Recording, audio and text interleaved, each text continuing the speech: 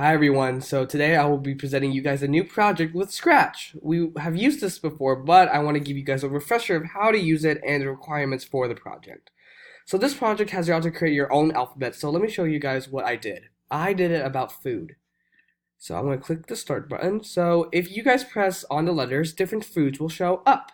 That starts with that letter. So A is for apple, B is for bananas, and I did the entire alphabet. Like U is for upside down cake. I could not think of a food for that. That was really hard. But I'm going to show you guys how I did this project. So let me go inside the coding.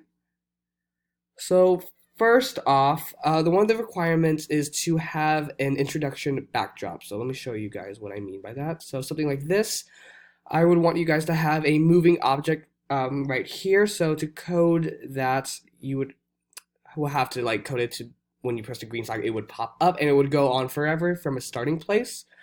You guys obviously know that we went through that before.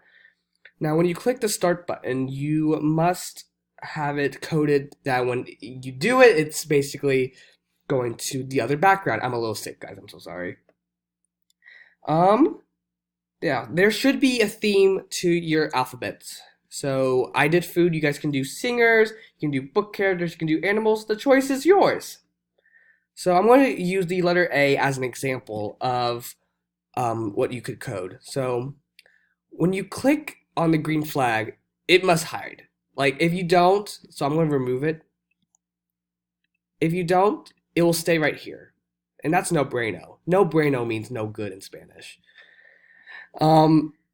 So when you click on the letter A, it changes costumes. So I coded it with when this sprite is clicked, it will switch to Apple and it will say something for 2 seconds and it'll go back to the original block. So I would want that for every single letter. Now I don't require you guys to do all the letters. I would require you guys to do 8 letters of your choice. Let's see. And yeah, that's pretty much it. Oh, silly me. I forgot one more thing. So I would want you guys to code it using the keyboard. So for example, on the keyboard, if you type in the letter A, it will change for A is for apple. Same thing with B. For B is for banana. Same thing with like G. Like all the letters, like just all of it. And yeah, that's basically the project. If you guys have any questions, do not hesitate to ask me. Overall, just have fun with it. Thank you.